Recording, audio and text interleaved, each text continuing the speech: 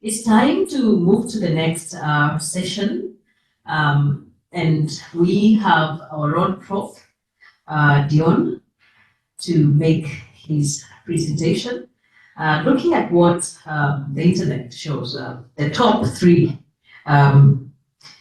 aspects about Professor is philosophy, business ethics, and ethics. So if you check out Professor Deon, you'll find those three words, either philosophy, business ethics, or ethics. As a founding president of PEN Africa, we are really proud of you. We can't describe you as much. You just mean a lot to us, and this is your time for you to make your address. Welcome, Prof. Let's appreciate him as he makes it.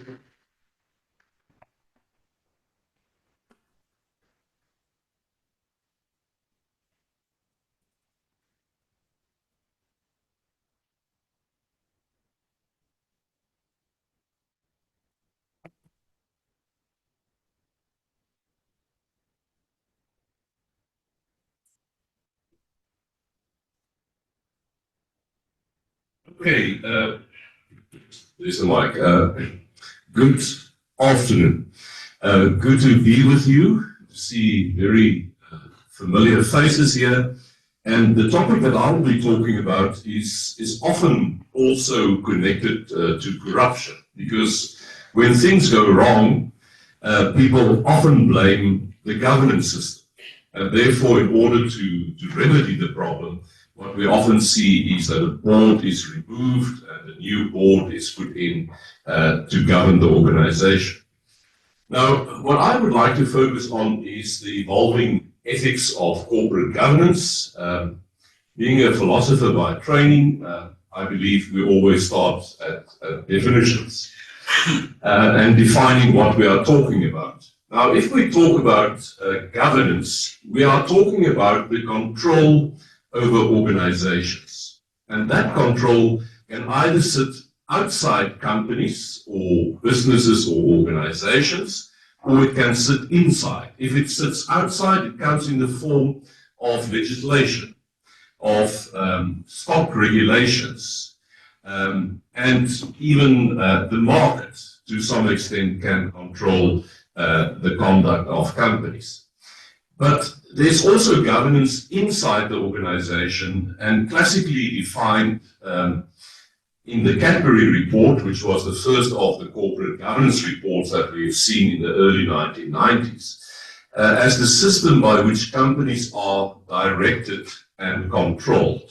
In other words, corporate governance centers around the governing body, the board of directors, who has two responsibilities.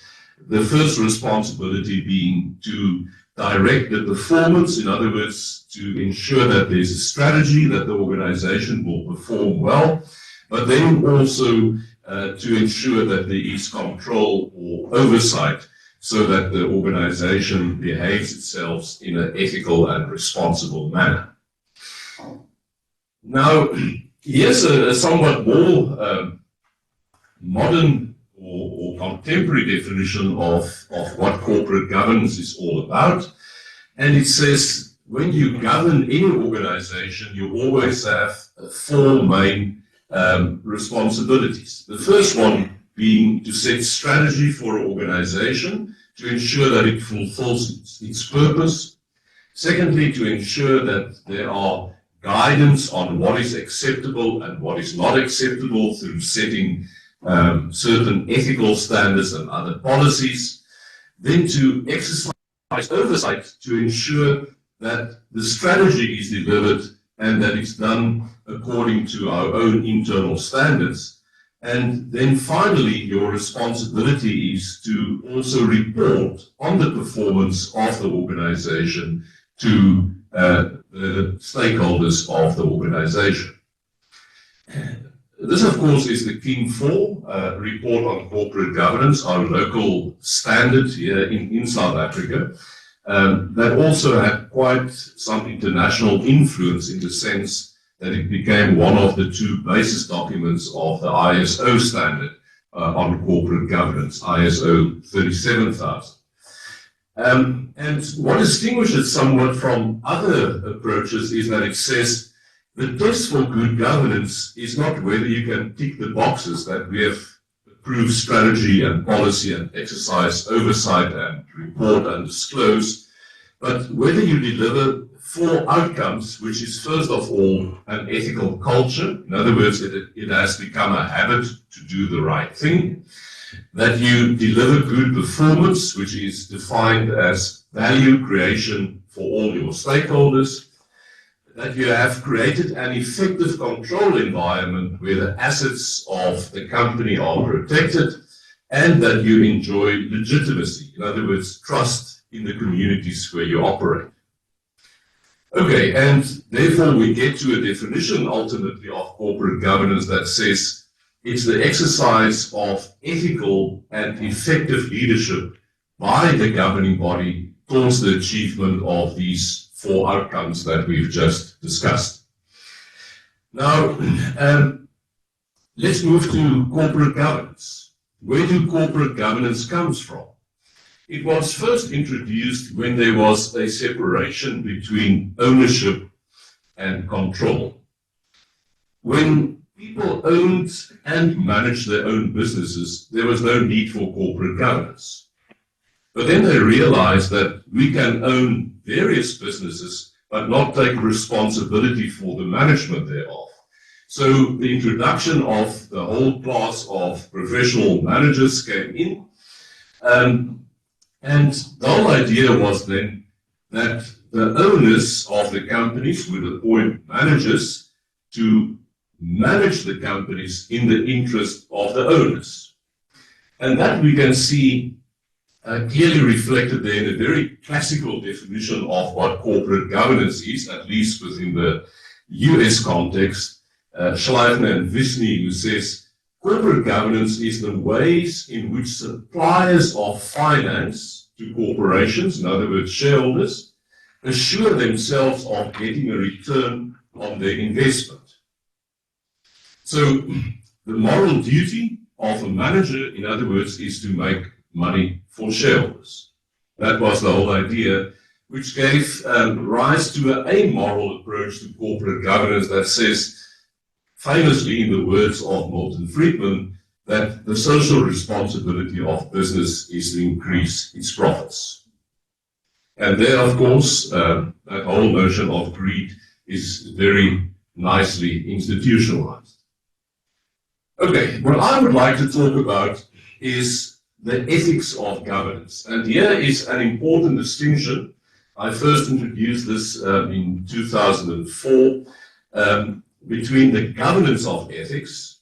And the governance of ethics is about the responsibility of the board to set ethical standards, to ensure that there's tone from the top, to exercise oversight over the ethics of the organization.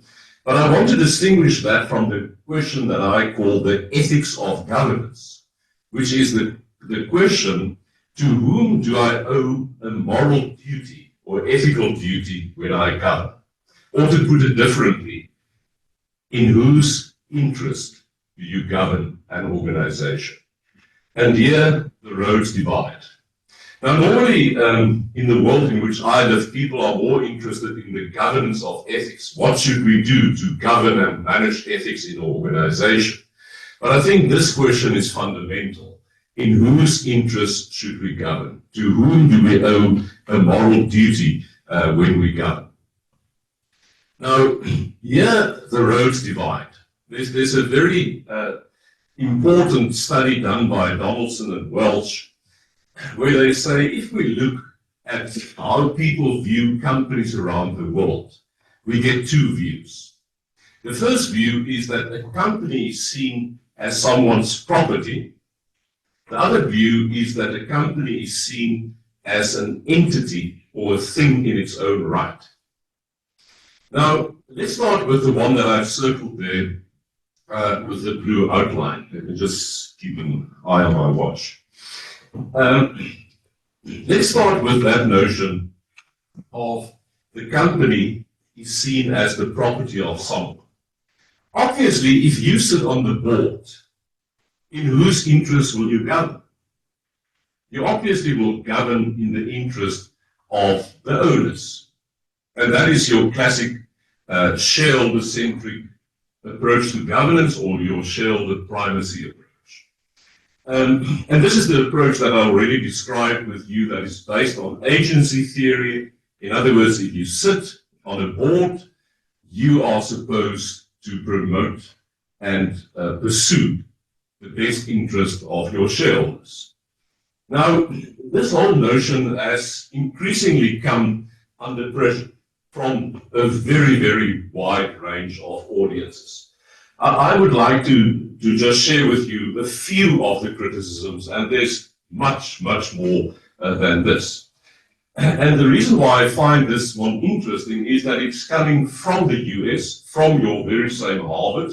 You probably recognize the names of Joseph Bauer and Lynn Champagne in an article in the Harvard Business Review where they spoke about the error at the heart of corporate leadership.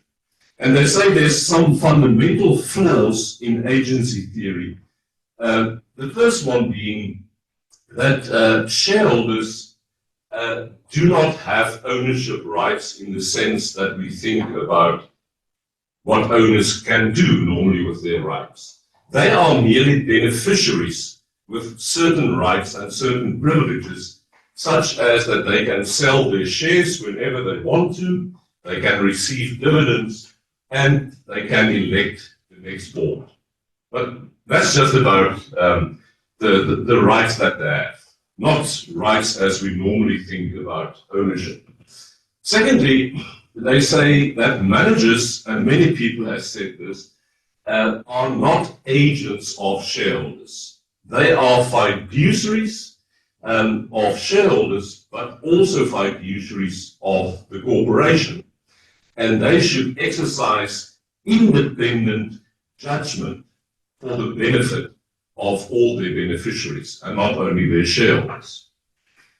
They go on to say that it's also a morally hazardous theory, in the sense that here we have ownership without responsibility, which feels unethical conduct. Shareholders are totally free to destroy the companies in which they have invested simply for their own interest, without being held responsible at all. And lastly, they make a very important point that shareholder primacy or agency theory narrows the focus of managers, in the sense that they focus only on shareholder value creation at the cost of all other stakeholders, but more importantly, at the cost of the long-term best interest of the company. Okay, so let's turn to the other side. So this is the first dominant approach. As we sit and stand here today, still the dominant approach in the US, written into law, that you have to promote the best interest of your shareholders. Now, the other notion that Donaldson and Welch pointed out in that article of theirs is the view that the company is seen as an entity, a thing in its own right. But this thing is a nexus of a whole lot of stakeholder interests that come together in a company. And therefore, when you govern, you are responsible for the best interest of this entity, but you can only do so if you take the interest of all your stakeholders in consideration when you make decisions in the best interest of the company. Okay. In other words, here we talk no longer about a shareholder-centric approach, but about a company-centric approach. And typical of such a company-centric approach is that you now not only look at the interest of your shareholders, but you have to look at the interest of all your stakeholders when you make decisions, not in the best interest of your stakeholders, but of the company. But you can't make that decision without entertaining the interest of all stakeholders who are affected. And I think we can see something of this approach in this definition of corporate governance or description of corporate governance by Collier and Roberts, who said corporate governance is about aligning and balancing a wide variety of potential competitive interests within the corporation. So it's now about entertaining a variety of interests ultimately for the best interest of the corporation.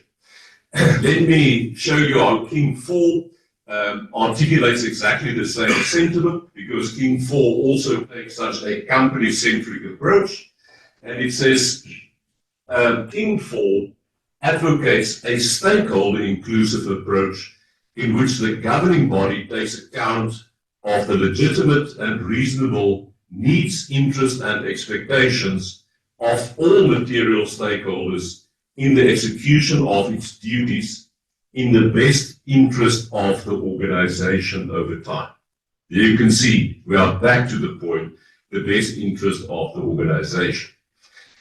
But the question is always, aren't some stakeholders more equal than others? In other words, isn't it still the case that shareholders enjoy some kind of primacy over other stakeholders? And here they are quite explicit when it says, instead of prioritizing the interest of the providers of financial capital, the governing body, in other words, the board, gives parity, equal consideration to all sources of value creation.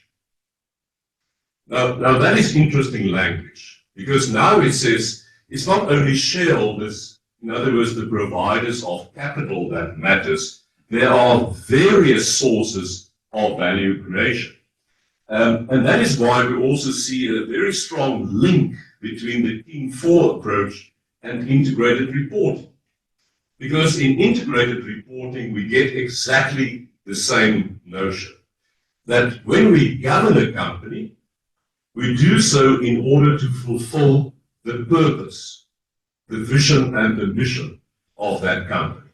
That is why we govern. We govern to fulfill the purpose and the potential of a company.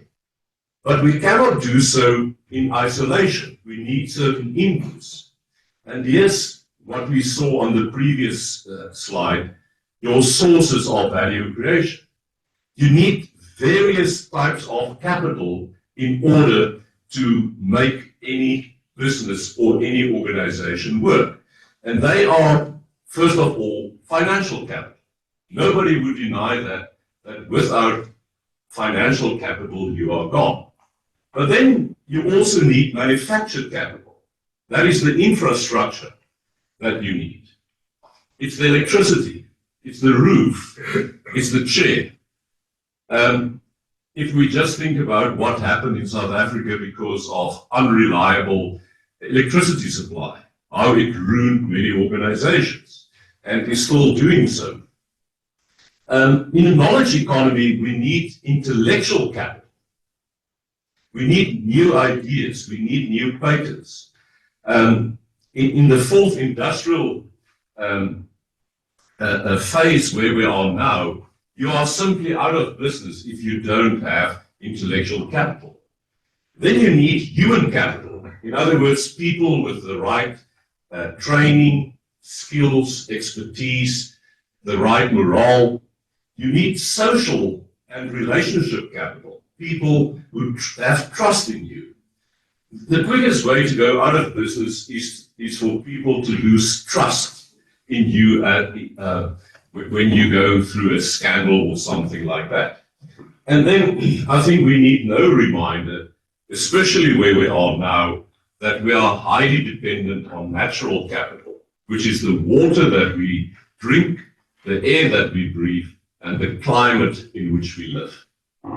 We need a combination of all these things as an input.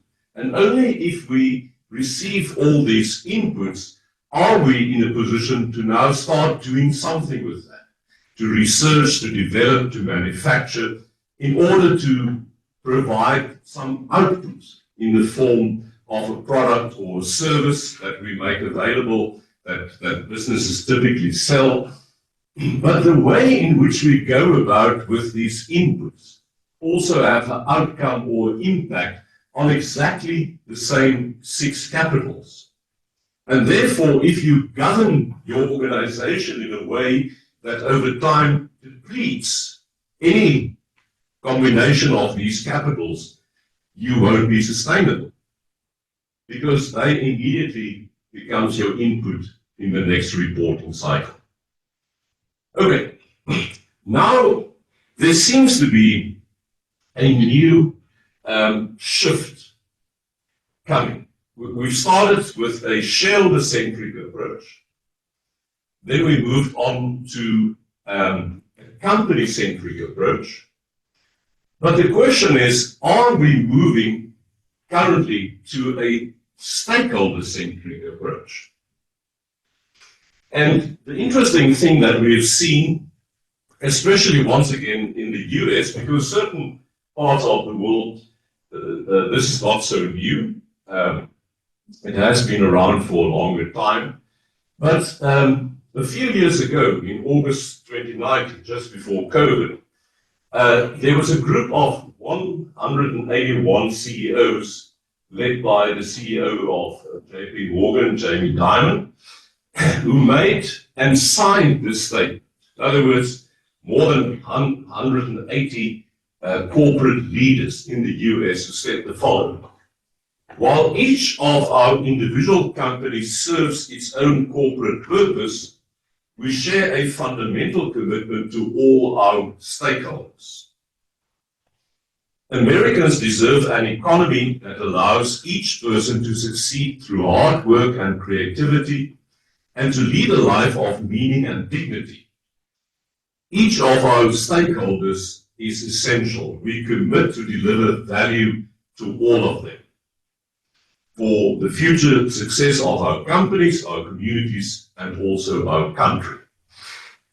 Question is such a shift viable, and is it desirable that we move from a shareholder-centric approach to a company-centric approach to finally a stakeholder-centric? But the question, of course, is what might it mean? And it's quite interesting that the so-called single parent of stakeholder theory, Edward Freeman, in one of his earlier works, he already started toying with the idea of what would a stakeholder orientated company looks like. And the first thing that he says is that the governance structures should change fundamentally. And this was a proposal that he made, that he says, instead of having a board consisting of people elected by shareholders, we should have a totally different governance structure where we get representatives from different stakeholder groups to sit on the governing body, on the board, and to take the decisions, to direct and control the company.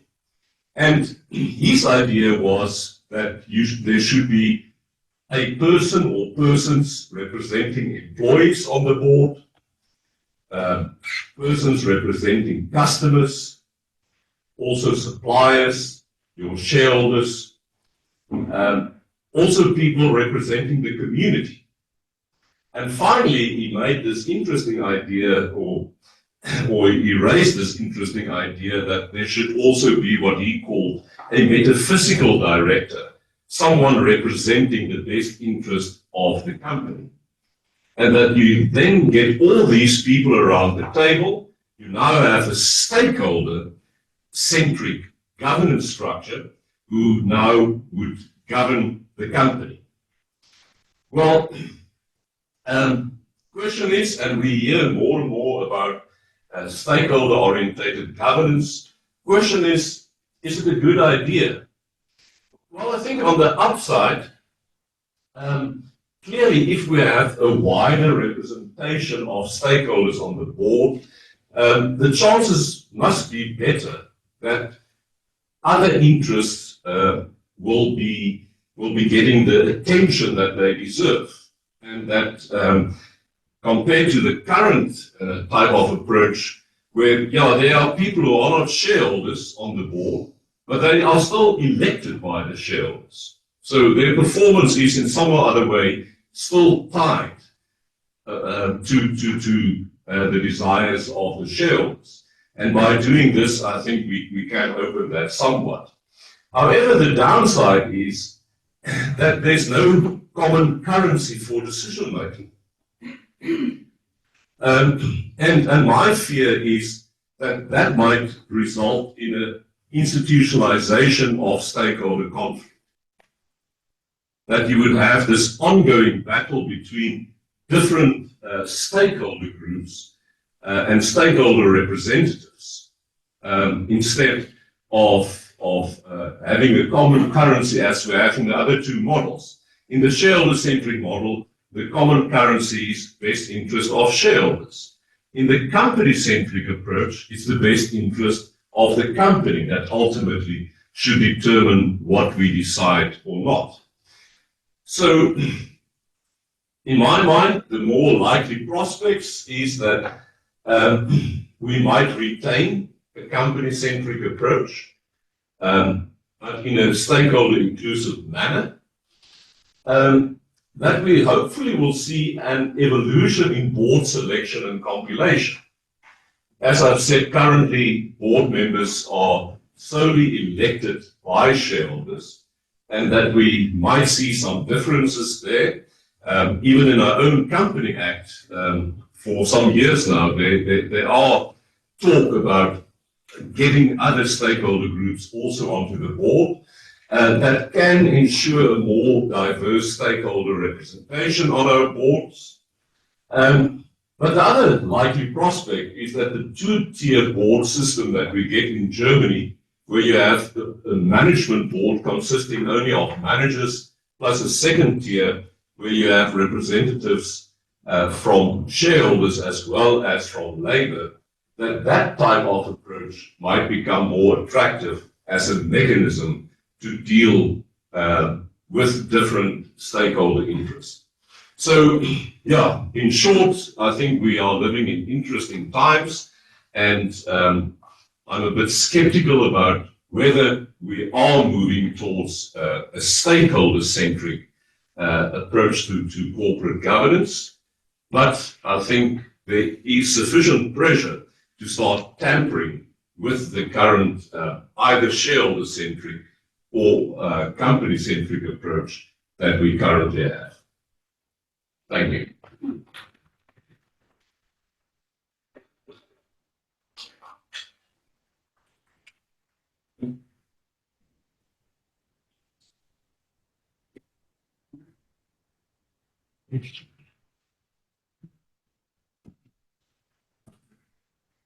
We have to give proper equal moment, right? Are we ready? All right. 1, 2, 3. Equal. Equal. Equal. That was deep, man.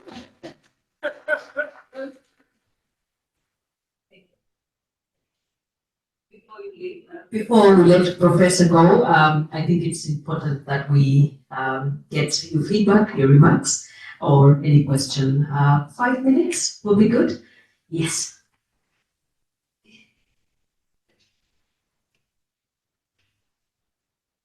Thank you. Professor Rossouw, thank you for the presentation. I always enjoy your presentation. It's precise and I know exactly what's going on there. It's not very post-structuralist.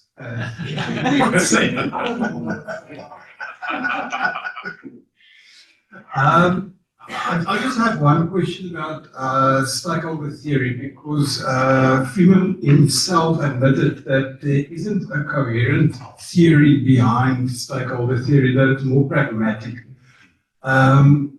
Isn't that part of the problem, and shouldn't we be thinking more theoretically to get that coherence and buy-in in terms of decision making as the other models have? And isn't that the reason why we go back to the company-centric model the whole time?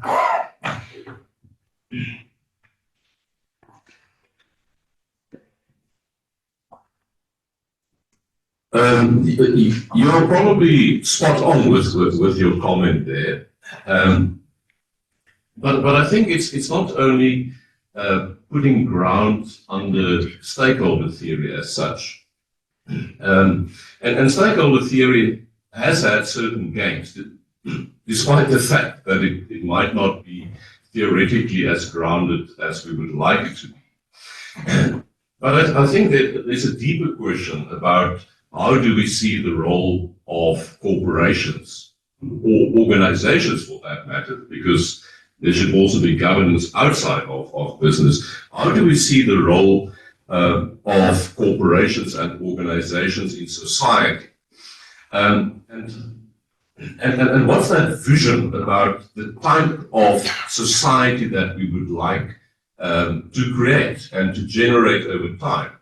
And I think that is the more important question. You can come from many different sides, but ultimately it's about what do you expect corporations, what role do you expect them to play in society, so that ultimately, especially at the point where we are now, we can sustain the societies in which we live.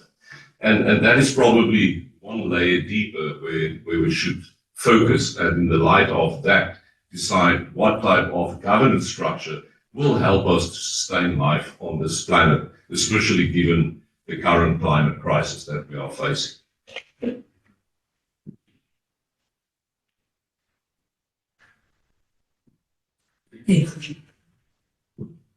Deon, thank you very much. It was once again nice to listen to your presentation. First is a comment, and last one is a question. The comment is, I think, where the battle has to be won is how do we teach ourselves to separate between our own personal interests and that of the entities that we govern. No model will solve that if we don't solve it within ourselves. So that's just the comment, and maybe you would like to comment on that as well. The second is, you might remember that in 2016, at the corporate IDBN Africa conference in Stellenbosch, Andreas van Wyk, Professor Andreas van Wyk, made a remark and said that he think that the conversation about the two-tier board has just been born in South Africa, and that King 5, if there was something such a King 5 in the air, that was his words, not mine, is probably going to take us in that direction. Where is the conversation going to in South Africa? And what is the debate between the legal minds and the corporate governance minds in this regard?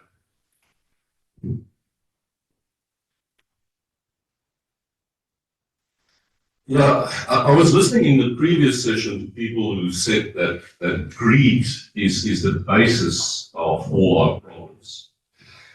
Once again, I think it goes deeper than that. I think human nature probably is where we need to look. But I think it's important when we look at human nature to realize that there are opposing forces in all of us. The one is self-preservation. I think nobody would deny that all of us would put up a hell of a fight to preserve our own life. And that is why self-preservation is probably the driving force that we have from the day that we are born till the day that we die. But there are also other pro-social forces in us, and we see it. Let's just look at our own families. Let's go back to our homes. We also sit with a lot of care, with a lot of empathy for other people in us. So I'm always a bit skeptical of people who say greed and selfishness. Yes, they are there. It's a fact. But there are also other social or pro-social forces in all of us. And I think we too often only appeal to this negative force, or which can be negative, when it goes beyond reasonable greed, and that we don't focus also on what unite people and what bring us together, and also on awakening those other sentiments. And I think there is room, on the one hand, is to fight against greed, but also to awaken some of the pro-social forces in us. As far as the comment that you referred to at the 2016 conference by Professor Andreas van Wyk, I think there's an element of truth, but at the moment, being a member of the King Committee myself, I can assure you that if there's a King 5 or a post-King 4 document of some nature, that it clearly would not go in that direction. Although we recently had a very interesting conversation with people from the German Corporate Governance Association to see what the challenges are. Because the one thing that is on the card, and we might see that even in our Companies Act, is seats for labor on boards. If that materializes, a whole new dynamic will come to the fore. Because ultimately, when you take a board position, you need to act in the best interest of the company and not a specific group who you represent. And this is also one thing that the Germans told us, that the reason why the two-tier system works is that a lot of training has been done on everyone involved in order to ensure that when you take that seat, you understand that you act in the best interest of the company. And most jurisdictions have some form of the business judgment rule that courts would apply when they judge whether directors are liable or not. And one of the tests is to act and decide in the best interest of the company. I was about to ask Prof. The best practices. You know, in Kenya, we like to benchmark. So he's talked about Germany. So maybe we should visit. We like to visit. We know how to read. I'm coming to you, Brian, to read one of the questions from our virtual team. Then let's have Lisa. Thanks, Yvonne. Actually, I was going to read the question. Taking over my responsibility. Thank you. Okay, so it's a question from Khadi Mafua. He's attending. Hi, Khadi. He asks, how can Ubuntu conversations help us to move closer to the stakeholder type of governance? Interesting.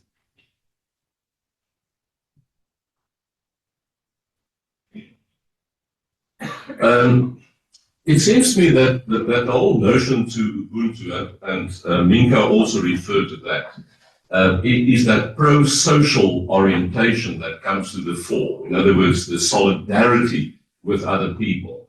And it comes back to the question that Arnold posed earlier on, that while we often only look at the negative forces, the greed, the selfishness as drivers of business, I think the dimension that Ubuntu brings in is to awaken some of those pro-social sentiments that we also have in us.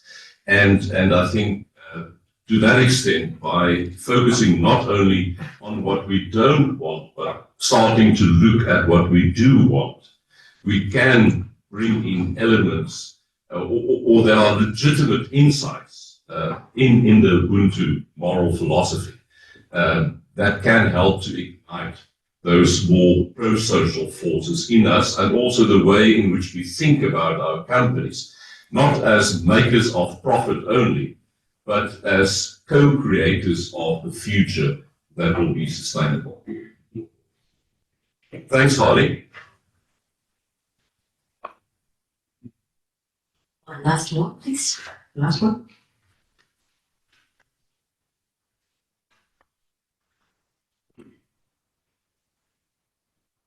Mr. Toy again. It is interesting that a lot of these things that you're speaking about has been captured in our South African law concerned with the long-term and short-term insurance environment. There was a set of rules coming into operation on the 1st of April of 2015 in which the board members of the companies operating in this environment that had to take into account some of the shareholders, and it is explicitly said that these directors must act in the interest of the policyholders because of the impact, especially in the long-term insurance, where a decision by the employees, internal lawyers and external lawyers can have a detrimental effect on the policyholder. So, under our constitutional treasure trove of exciting things that can pop out, we had this government risk and management framework where the directors of, for instance, the sponsors, AMSA, who is operating in the long-term and short-term environment, it is said that the directors are held accountable for every omission or thing that is done, which is not in the interest of the policyholder by themselves. And then it comes back to what you just said in answering to the second question of self-preservation. So even when the internal and external lawyers will decide to litigate the matter, when the cover-ups and all these things disappear and the directors are being held accountable through external whistleblowers, Liesel's expertise, field of expertise, then suddenly it can happen that litigation should or could maybe never happen in such companies, which is part of the topic that I will address tomorrow afternoon at 4 o'clock. I just want to say that apart from the Team 4, we already made a lot of progress in the GRMF, which the APSA guys can maybe expand on and help us to explain, how is this responsibility and accountability of this growth from owners-centric, company-centric, and stakeholder. It's there. We can use it. That's my comment. Great. Appreciate me as I put down. Thank you, Prof. Do you like to add on that? And then we can conclude. Yeah, and I think there's a lot of other developments that we can also look at that has taken us to a position that says if you want a thriving, healthy, sustainable organization, you need to take the interest of all your stakeholders into account. And not only in your case now, the policyholders, but also other people, and also the community and the natural environment and your employees. And I think with the, if I can go back for a moment to last Saturday evening, I think what we have seen in the Springbok World Cup attempt, and I read an article to that extent this morning, was exactly an approach where people moved beyond myself and what is important for me. And there was a sense of contributing to something bigger, and not only looking at players but also their families. It just seems to me quite commonsensical, and that is why the integrated reporting framework appeals to me, because it makes it so concretely visible that we don't only rely on one source of value creation, but there are various sources of value creation, and all of those sources should also benefit if you want to sustain any operation in the long run. So yeah, fair point that you're making. Thank you very much. So far so good, team? So far so good? Yes. Now we can take a break, 15 minutes? Or we should be back at 3:30 so that we can have 2 more sessions and colleagues a session. Thank you. Enjoy your break.